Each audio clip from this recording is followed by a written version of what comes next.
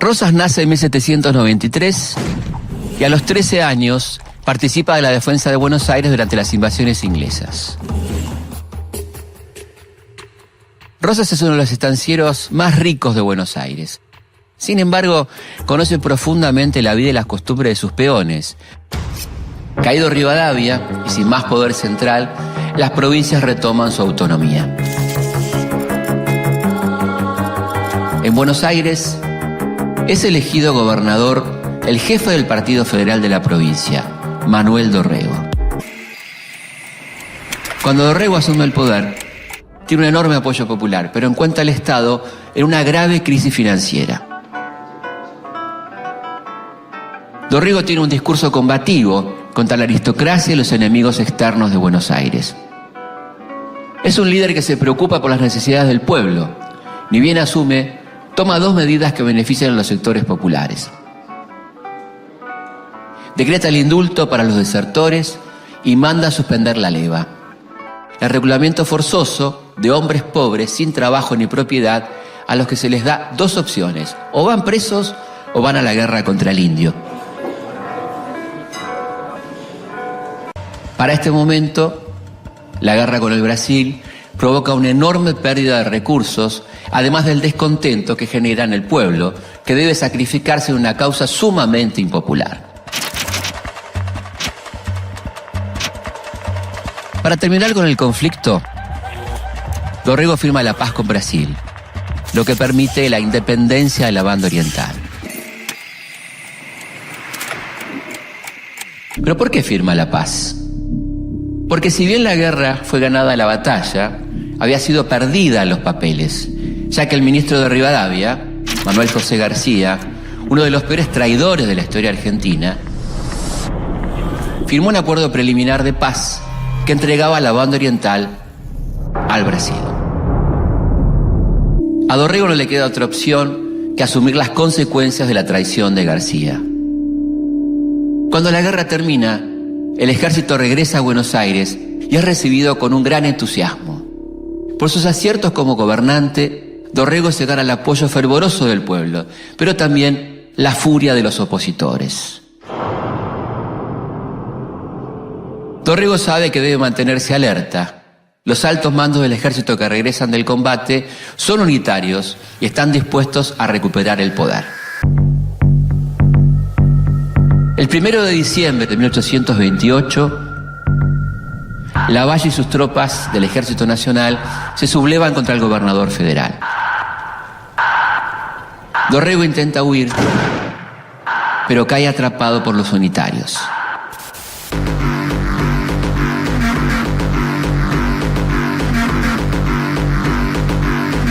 Lavalle ordena fusilarlo sin juicio previo ni sumario.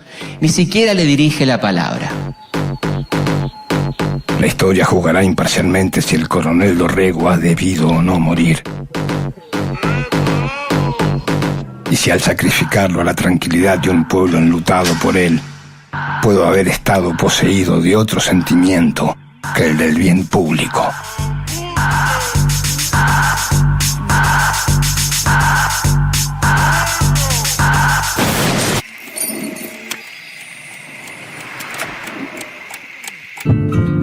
Mi querida Angelita, en este momento me intiman que dentro de una hora debo morir. Ignoro por qué. Perdono a todos mis enemigos. Suplico a mis amigos que no den paso alguno en desagravio de lo recibido por mí. Mi vida, educa a esas amables criaturas. Sé feliz, ya que no lo has podido ser en compañía del desgraciado Manuel Dorrego. 12 de diciembre de 1828.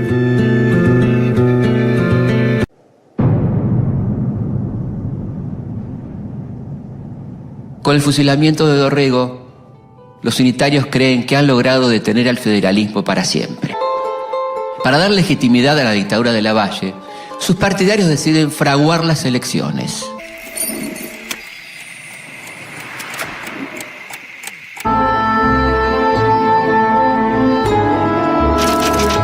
Lavalle gobierna Buenos Aires con mano dura.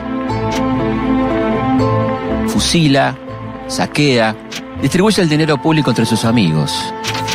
También crea el sistema perverso de las calificaciones, que consiste en armar un prolijo registro de enemigos políticos para luego fusilarlos o desterrarlos.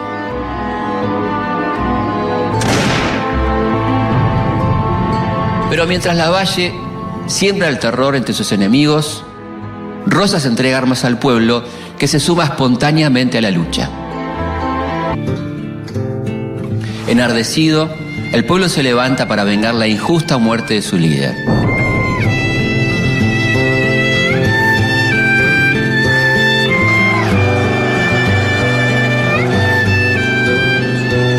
A la cabeza de la rebelión está Juan Manuel de Rosas.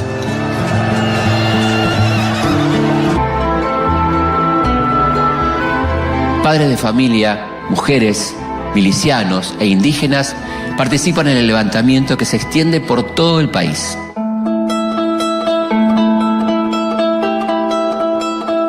Con el país envuelto en una guerra civil, Rosas se perfila como el único hombre capaz de restaurar el orden. Rosas acuerda la paz con Lavalle y reflota la Junta de Representantes, que lo declara, hacia fines de 1829, gobernador de Buenos Aires.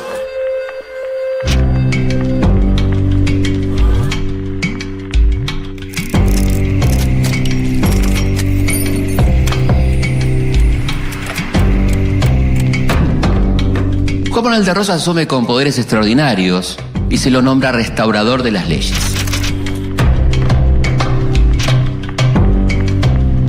Se consolida en el poder con el apoyo de sectores muy diversos. Las clases acomodadas lo ven como uno de los suyos.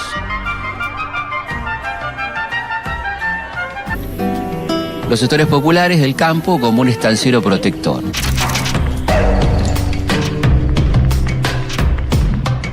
Y para los federales de la ciudad, Rosas es el sucesor de Dorrego.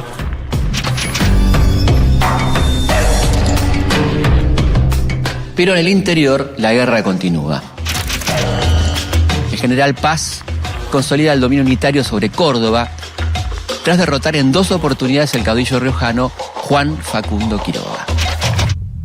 Para julio de 1830, José María Paz se convierte en el jefe supremo militar de la Liga Unitaria. Una alianza que incluye las provincias de San Luis, La Rioja, Catamarca, Mendoza, San Juan, Tucumán, Córdoba, Salta y Santiago del Estero. En Buenos Aires, Rosas dedica gran parte de su gobierno a restaurar el orden alterado por la guerra con Brasil y la dictadura de Lavalle, sin descuidar su principal objetivo, llevar el sistema federal a todo el país. Rosas firma con Santa Fe y Entre Ríos el Pacto Federal. Juntas forman una confederación en la que no hay ningún tipo de poder central. Cada provincia es soberana y Buenos Aires solo maneja las relaciones exteriores. Las une un compromiso de defensa. Quien ataque a una de ellas se las tendrá que ver con los ejércitos de las 3 provincias. El Pacto Federal no contempla un control de la economía. El libre cambio permite el ingreso irrestricto de mercaderías y los productos ingleses invaden la región. El Pacto Federal, firmado en 1831, incluye también la convocatoria a un congreso que busca organizar al país bajo el sistema federal. Sin embargo, Rosas no quiere cumplir con ese punto del acuerdo. Eso significaría compartir la renta aduanera que enriquece a Buenos Aires. En el interior, el general Paz quiere terminar con las fuerzas leales a Quiroga y toma la gobernación de La Rioja. Los seguidores del caudillo riojano son perseguidos y fusilados. Paz cree que está a punto de terminar con ellos, pero luego del Pacto Federal, Quiroga vuelve fortalecido y logra victorias decisivas en Córdoba, Mendoza, San Luis, San Juan y La Rioja.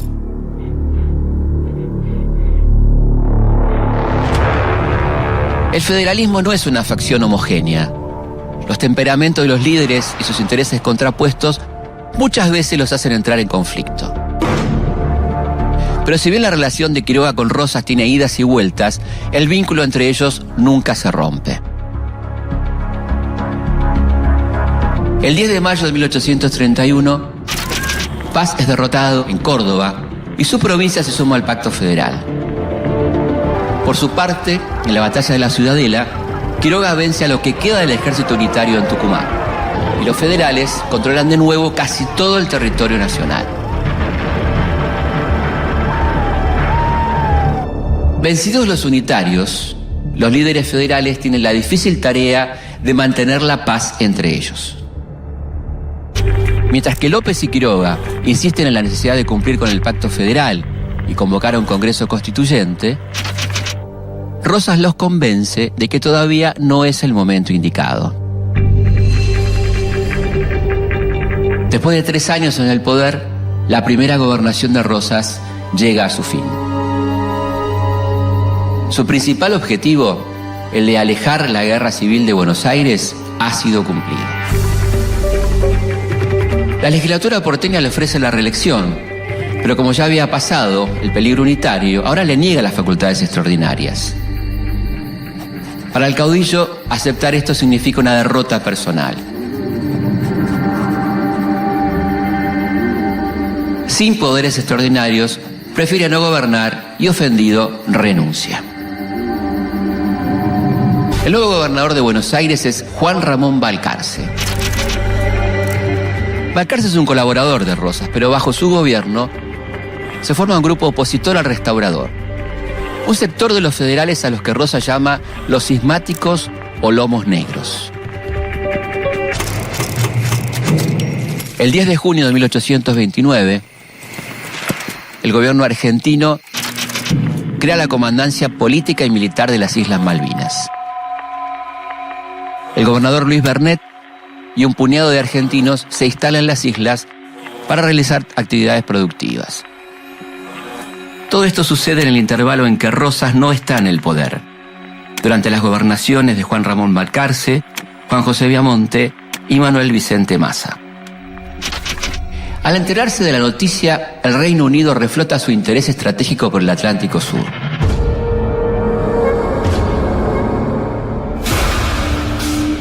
Buscan tener una base estratégica cerca del Estrecho de Magallanes, el único paso interoceánico entre el Atlántico y el Pacífico. Estados Unidos llega con intereses similares y la tripulación del buque Lexington arrasa Puerto Soledad. Argentina reclama una reparación por parte del país del norte y manda una goleta armada para restablecer el orden en las islas.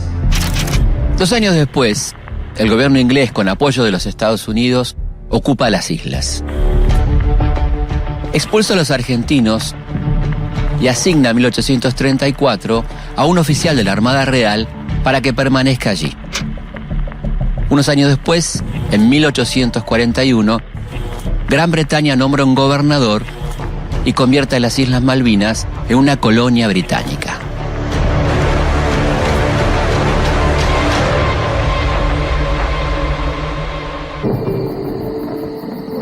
Fuera de la gobernación, Rosas se dedica por completo a dirigir una campaña militar para extender la frontera con el indio. Con un ejército de 1.500 hombres, Rosas se lanza a la campaña por el sur y el oeste de la provincia de Buenos Aires. Esta expedición, financiada por los estancieros bonaerenses, le permite a Rosas afianzar su fuerza militar, asegurar la posesión de nuevas tierras y seguir participando de la contienda política, a pesar de estar ausente de la ciudad. Mientras Rosas está en campaña contra los indios, es su esposa, Encarnación Ezcurra, quien se pone al mando de su carrera política.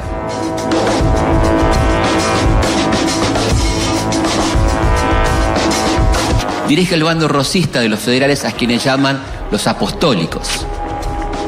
Forma la Sociedad Popular Restauradora, después llamada Mazorca. Sus principales enemigos son los unitarios y los federales cismáticos.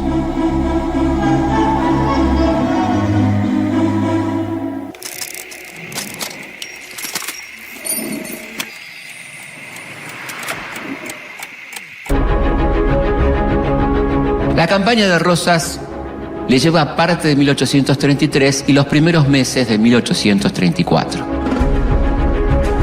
A diferencia de la campaña que llevaría a cabo Julio Argentino Roca, 45 años más tarde, Rosas firma tratados de paz con los pueblos originarios. Se enfrenta con aquellos que roban ganado o que habían colaborado con los realistas en las guerras de independencia. La campaña es un éxito porque cumple su objetivo.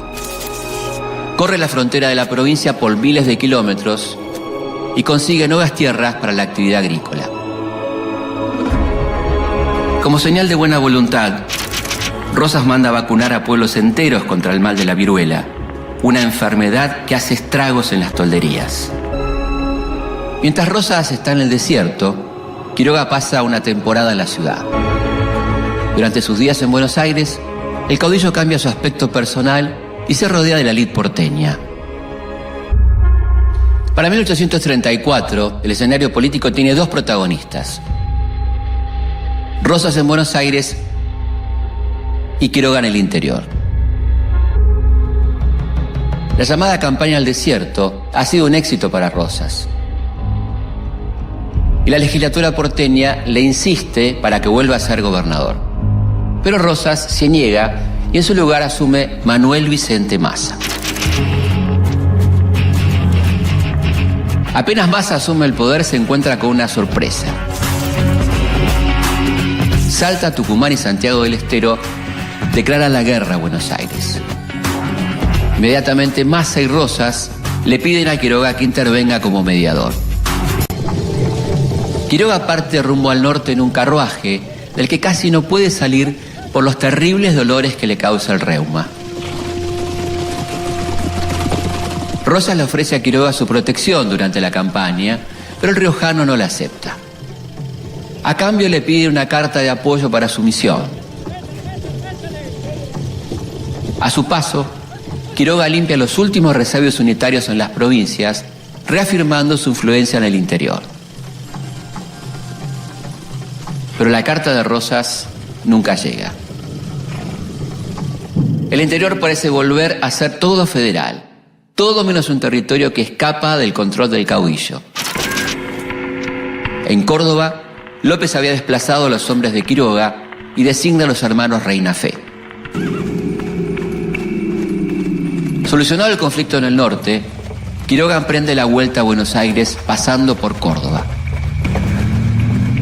Al enterarse, Rosas decide mandarle la carta prometida. Mi querido compañero, señor don Juan Facundo Quiroga, obsérvese que una república federativa es lo más quimérico y desastroso que puede imaginarse, toda vez que no se componga de estados bien organizados en sí mismos, porque conservando cada uno su soberanía e independencia, la fuerza del poder general con respecto al interior de la república es casi ninguna.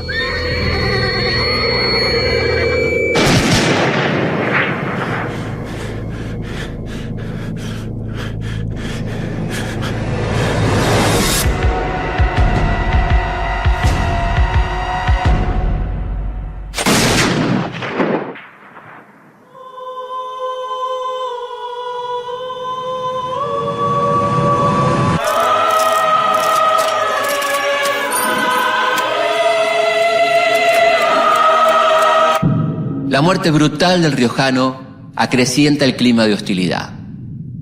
Por temor al regreso de la guerra civil, el 7 de marzo de 1835, la legislatura porteña desplaza a Massa y nombra nuevamente a Rosas gobernador. Tiene bajo su tutela el poder ejecutivo, el legislativo y el judicial. Los espacios para la disidencia se cierran cada vez más.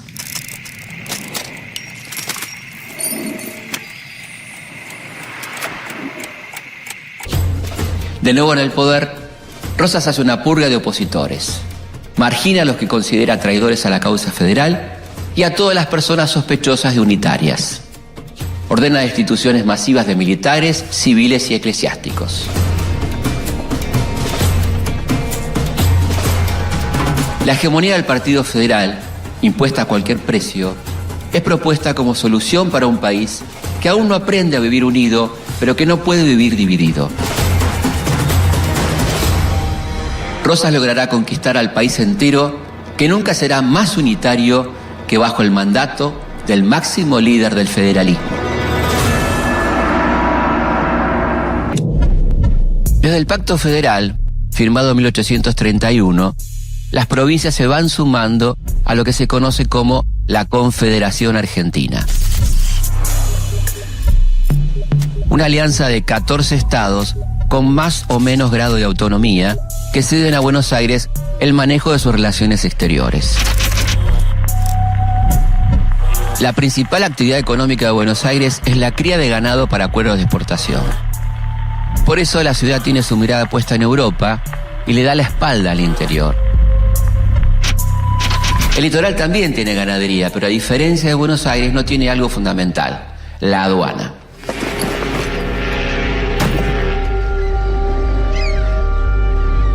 La aduana no es solo un instrumento económico, también es una poderosa arma política.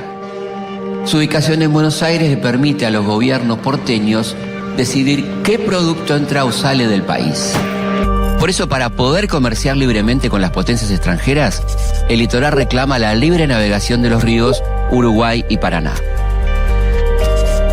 En el interior, Cuyo y las provincias norteñas también están en desventaja.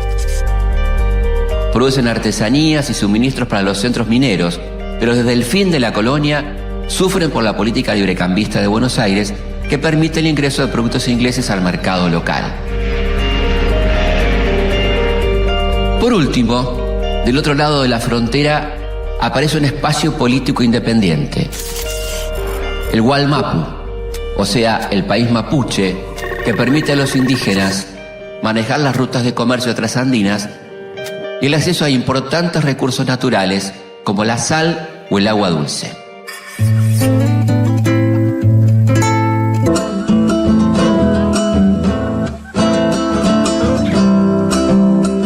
Rosas es el primer dirigente que se detiene a mirar al pueblo y a entenderlo tal cual es. A diferencia de la mayoría de los terratenientes, Rosas no desprecia a los sectores populares. Tiene una actitud diferente hacia ellos y por eso es visto como el único capaz de entender y encauzar sus demandas.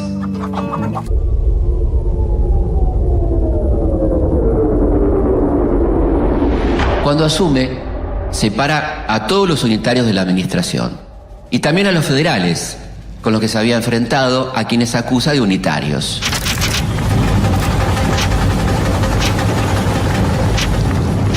El azul, color unitario por excelencia, es reemplazado por el rojo federal. No hay lugar para el disenso y muchos opositores deben marchar al exilio.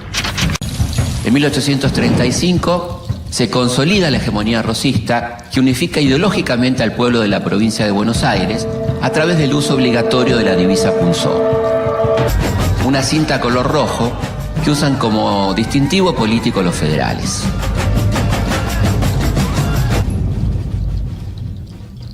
La esposa de Rosas, Encarnación Ezcurra, forma la Sociedad Popular Restauradora, que será después conocida como la Mazorca. Una organización que actúa contra todo tipo de oposición al rosismo, cobrándose numerosas víctimas.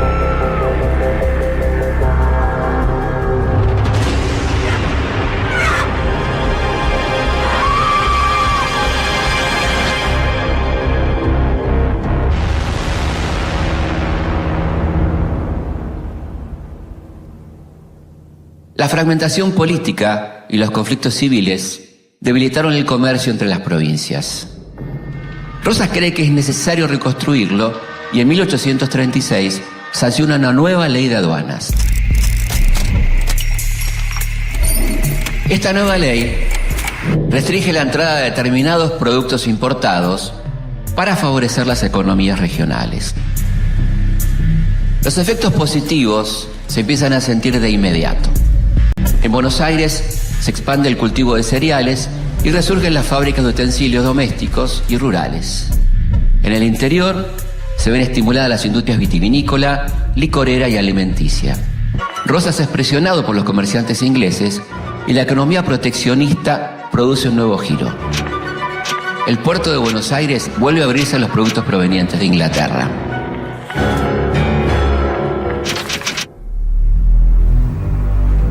Cuando la Confederación parecía totalmente polarizada, surge una alternativa que intenta superar el conflicto entre unitarios y federales. La generación del 37 es un grupo de jóvenes influidos por el romanticismo europeo. Un movimiento que rescata la pasión y los sentimientos tras el exceso de racionalismo de la Ilustración.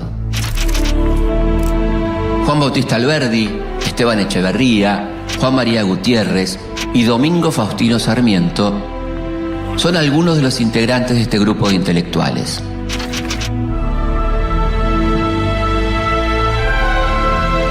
La decisión de participar en política los enfrenta indefectiblemente con Juan Manuel de Rosas.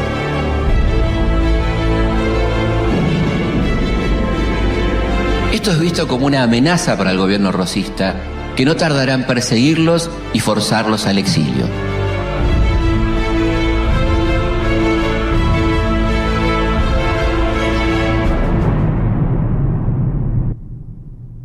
Después de 3 años en el poder, Rosas consigue ordenar las finanzas de Buenos Aires.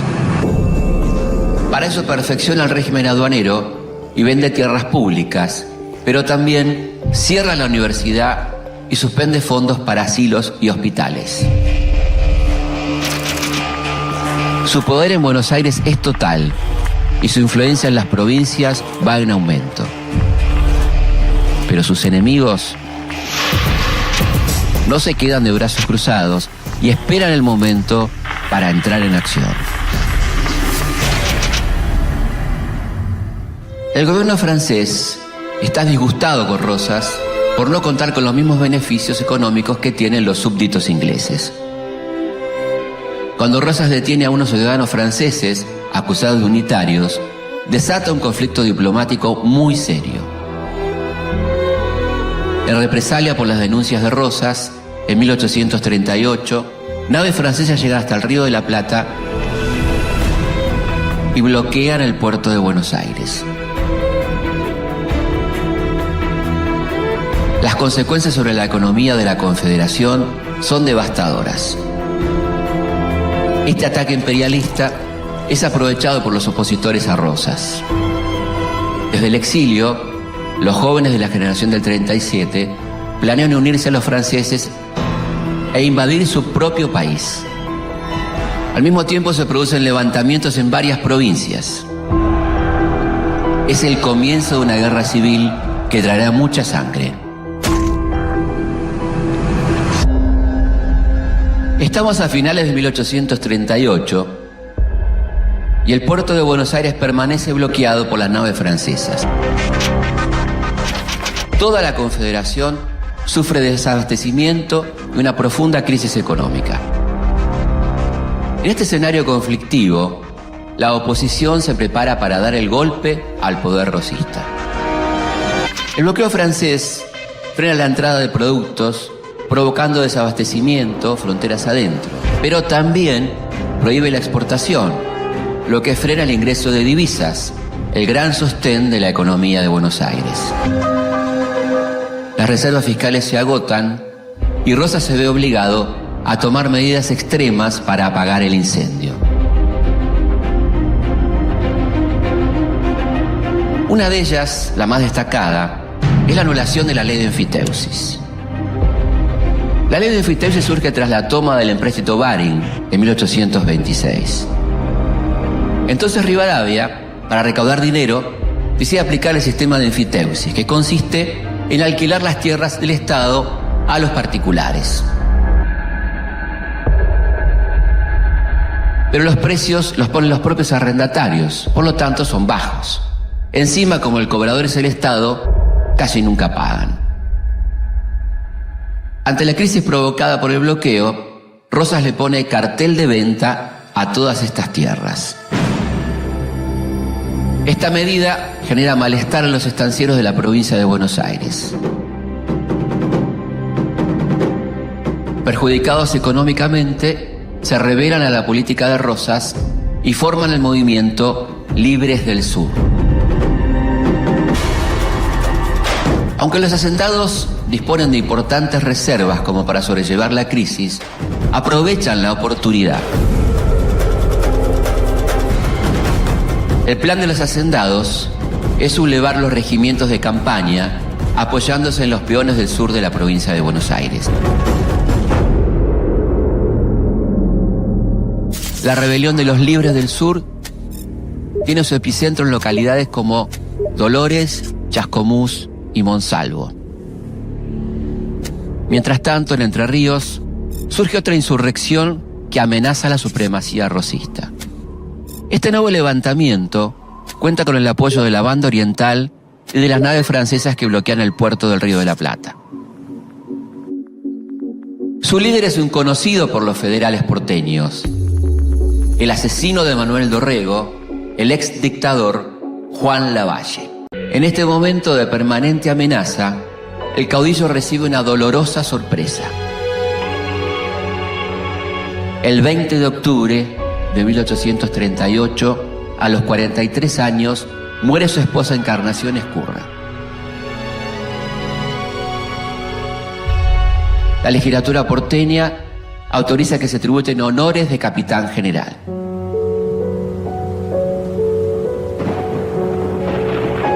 Tras la muerte de Encarnación, es su hija Manuelita quien cobra protagonismo en la escena política.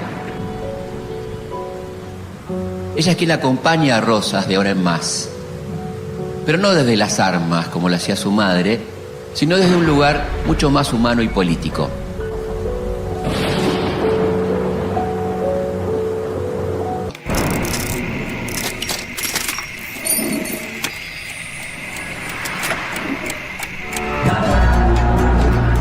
La Revolución de los Libres del Sur no reúne la fuerza planeada por sus líderes.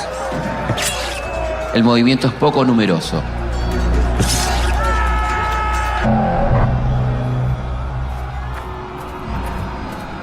La deserción y la muerte hacen estragos entre las filas rebeldes.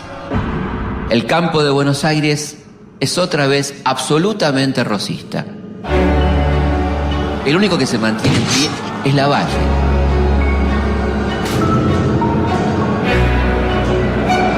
Lavalle forma un ejército de unitarios y antiguos federales que cuenta con el apoyo de los buques franceses. El gobierno uruguayo del Partido Colorado también se pliega a su lucha. Lavalle intenta avanzar hasta Buenos Aires y derrocar a Rosas. En el norte, Tucumán, Salta, Jujuy, Catamarca y La Rioja forman la coalición del norte y también se sublevan. Amenazado por todos los frentes, el líder federal forma un poderoso ejército para defenderse. Los enfrentamientos son feroces.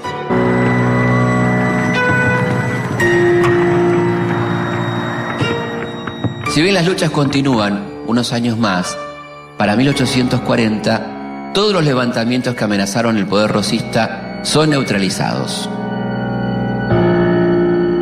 Una vez sofocados los levantamientos en la agenda de Rosas, solo parece quedar resolver la disputa con Francia. En ese año, el 29 de octubre de 1840, firma la paz con los europeos y después de 2 años se levanta el bloqueo al Río de la Plata.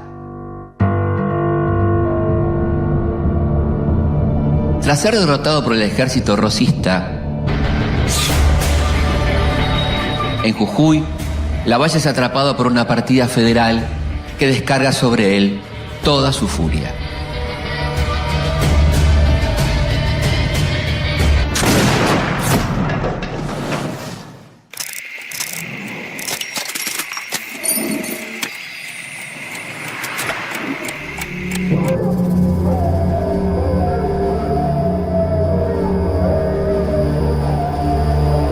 Pero las amenazas de sublevación continúan en otros puntos del territorio.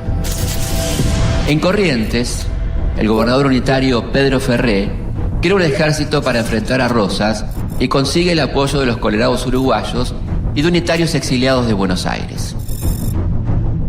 Los motivos principales de la discordia son la negativa de Rosas a llamar a un congreso constituyente y, por otro, la imposibilidad de las provincias de comerciar directamente con el exterior.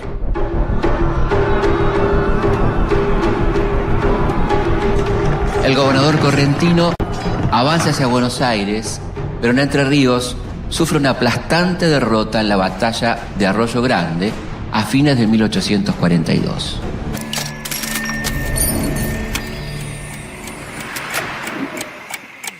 El ejército vencedor es parte de las fuerzas del gobernador entrerriano, un aliado de Rosas. Justo José de Urquiza es un político y militar entrerriano, líder del federalismo. Cuenta con una enorme fortuna basada en el comercio, la exportación ganadera y los saladeros.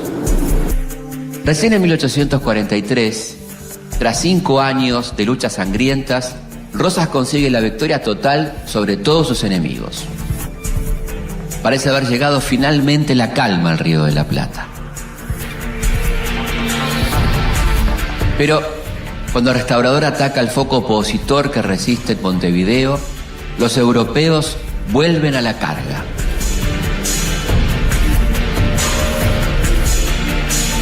Las armadas de Francia e Inglaterra, las dos potencias más poderosas del mundo, que históricamente fueron enemigas, se asocian para enfrentar a Rosas.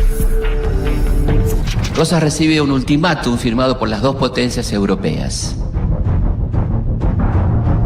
Exigen poner fin a la guerra con Uruguay y permitir la libre navegación de los ríos para expandir su comercio. Inglaterra, además, exige el pago del empréstito Baring, contraído por Rivadavia unos años atrás y suspendido por las sucesivas guerras internas. Pero a pesar de la insistencia de los europeos, Rosas se niega rotundamente a aceptar sus exigencias. En la mañana del 20 de noviembre de 1845, cientos de naves de las dos flotas más poderosas del mundo llegan hasta el Río de la Plata. Las fuerzas invasoras controlan Colonia del Sacramento, la isla Martín García y bloquean nuevamente el puerto de Buenos Aires. Al reclamar la libre navegación, los extranjeros defienden sus intereses y también los de la provincia de Corrientes, Paraguay y Uruguay. La apertura de los ríos le permitiría a todos estos territorios comerciar libremente sin la intermediación de Buenos Aires. A los ojos de los federales, los unitarios que negocian con los imperialistas son traidores a la patria. Rosas declara piratas a los miembros de las potencias invasoras y recibe el apoyo total de las provincias del interior. El conflicto crece cuando las naves extranjeras deciden adentrarse en las aguas del Paraná.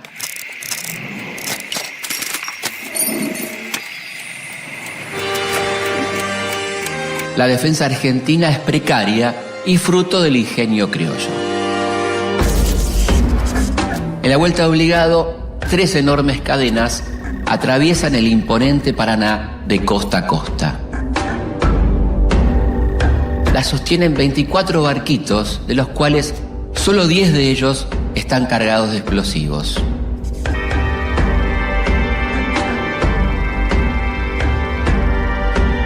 De un lado de las cadenas avanza la flota más poderosa del mundo. Del otro lado la espera una sola goleta nacional. Lucio Mansilla, destacado militar, cuñado de Rosas y padre del futuro gran escritor, es el encargado de la defensa. Espera a los invasores en inferioridad de condiciones, pero con mucho coraje. Desde las barrancas del Paraná, el ejército rosista abre fuego contra el enemigo. La lucha es muy dura y desigual. Varias horas hasta que la flota anglo-francesa desembarca y se apodera de las baterías nacionales.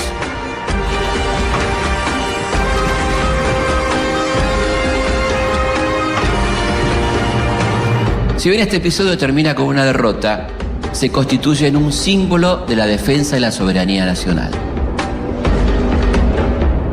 La expedición anglo-francesa resulta un fracaso y 2 años después, en 1847, levantan el bloqueo al Río de la Plata. Desde Europa, San Martín felicita a Rosas por la resistencia y le dedica un apartado en su testamento, a través del cual le dona su célebre sable corvo.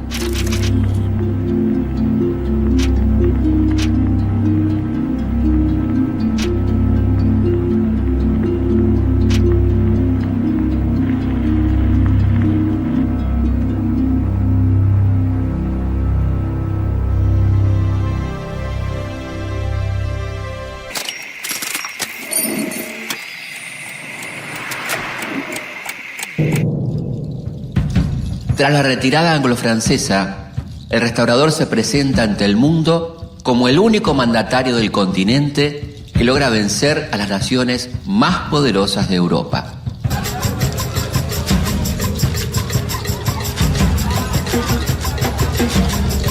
Los sectores populares aclaman a Rosas como defensor de la patria. Es un momento de gran prestigio y popularidad para Rosas.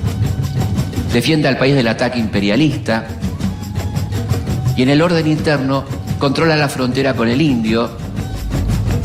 La situación económica ha repuntado. Los gobernadores del interior lo apoyan y el país vuelve a ser federal.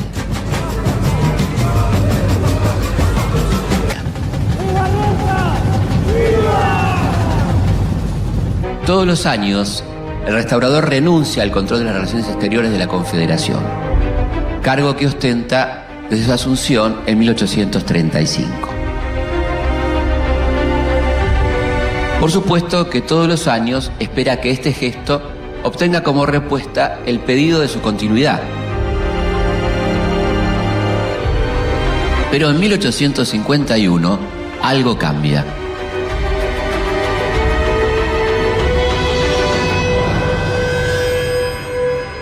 El gobernador de Entre Ríos, Justo José de Urquiza, decide aceptar su renuncia y asumir él las relaciones exteriores de su provincia. El desafío al hombre más poderoso de la Argentina está planteado. Se avecina una de las batallas más importantes de la historia argentina. El pronunciamiento de Urquiza reclama la libre navegación de los ríos para poder comerciar desde su provincia sin pasar por Buenos Aires. Además, acusa al restaurador de negarle el territorio nacional a una constitución. Rosas mantiene firme su postura. Cree que primero hay que lograr una paz duradera y recién después convocar a un congreso que dote al país de una constitución nacional. Ante esta nueva negativa, Urquiza se prepara para armar un gran ejército. Consigue el apoyo de Corrientes, tradicionalmente antirrosista, de la República del Uruguay y del Imperio de Brasil. Por su parte, Rosas recibe el apoyo de muchas provincias. Todas las legislaturas provinciales declaran a Urquiza como un loco, traidor y salvaje unitario. Pero Urquiza sigue con su plan ambicioso. Sin temor, levanta la proscripción de los colores unitarios, prohibidos por Rosas. El país comienza a teñirse de azul. Las fuerzas opositoras a Rosas forman un conjunto muy variado. Hay federales antirrosistas, unitarios, jóvenes intelectuales y autonomistas. Lo único que los une es el odio visceral al restaurador. Aliándose con Corrientes, Uruguay y Brasil, Urquiza logra conformar el Ejército Grande, con 28.000 hombres y un poderoso armamento. Además, como boletinero del ejército, está Domingo Faustino Sarmiento y en la artillería un joven coronel llamado Bartolomé Mitre. El caudillo entrerriano concentra sus fuerzas en Gualeguaychú, cruza el río Paraná y casi sin encontrar resistencia llega hasta las afueras de Buenos Aires. Los ejércitos finalmente se encuentran en el Palomar de Caseros.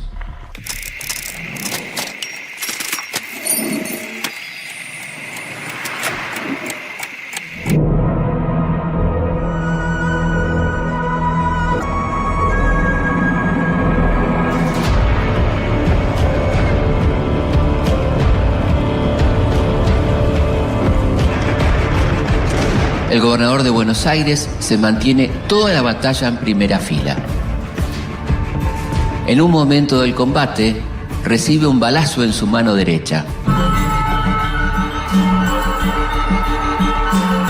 Cuando la victoria de Urquiza se vuelve inevitable, Rosas y su ejército retroceden hasta Buenos Aires.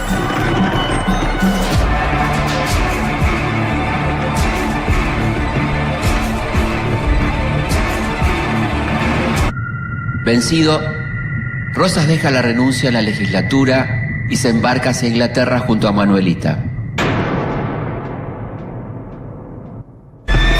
Derrotado Rosas, parte al exilio y Buenos Aires se queda sin gobernante, a merced de los saqueadores. Urquiza hace el ingreso a la ciudad. Montado en un soberbio caballo de Rosas, el entrerriano lleva un sombrero de copa con el cintillo punzó. Es un espectáculo nuevo para Buenos Aires. Un ejército victorioso paseándose con banderas desplegadas por las calles de la ciudad. Algo así como lo que había ocurrido mucho tiempo atrás en las invasiones inglesas y vuelve a suceder ahora con el ejército grande al mando de Urquiza.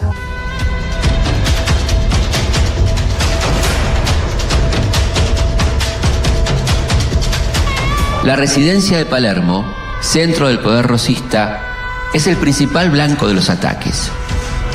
Urquiza reprime duramente y ejecuta a los rebeldes.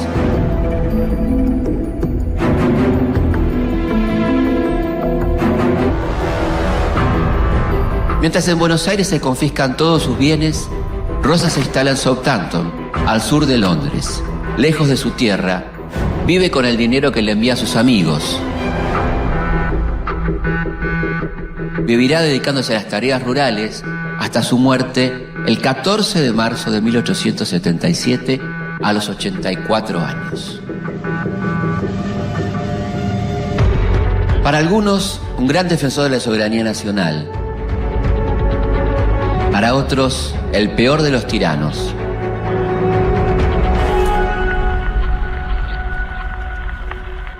Rosas es, sin dudas, la figura más controvertida de la historia argentina. Justo José de Urquiza es un político y militar entrerriano, principal líder del federalismo. Tiene 23 hijos de diferentes matrimonios, aunque todos conviven en su legendaria residencia, el Palacio San José. Su enorme fortuna está basada en el comercio, la explotación ganadera y los saladeros. Cree en el liberalismo económico y en el modelo de exportación agropecuaria, que es la base de la riqueza de su provincia y, por supuesto, de la suya. Después de su triunfo en Caseros, Urquiza convoca a los gobernadores de las provincias a una reunión para acordar la organización política del país. La reunión tiene lugar en San Nicolás y a ella asisten los gobernadores de las 13 provincias. En ese encuentro se vuelve a poner en vigencia el Pacto Federal firmado el 4 de febrero de 1831, por el que se sienta el principio del federalismo, la libertad de comercio en todo el territorio, la libre navegación de los ríos, y se establece que los gastos nacionales se cubren con los ingresos de las aduanas provinciales. Pero una de las decisiones más importantes es la de designar al general Justo José de Urquiza como director provisorio de la Confederación Argentina.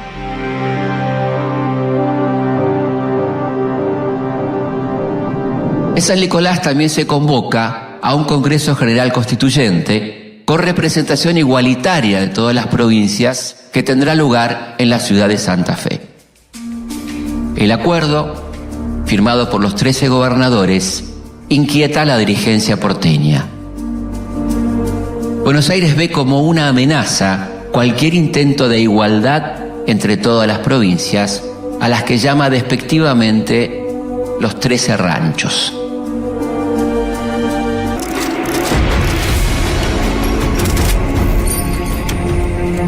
El 1 de mayo de 1853, en Santa Fe, el Congreso sanciona una nueva constitución que adopta el sistema de gobierno representativo, republicano y federal. Después de 40 años de intentos frustrados, el país ya tiene su propia Carta Magna que se establece como ley fundamental para todo el territorio de la Confederación Argentina.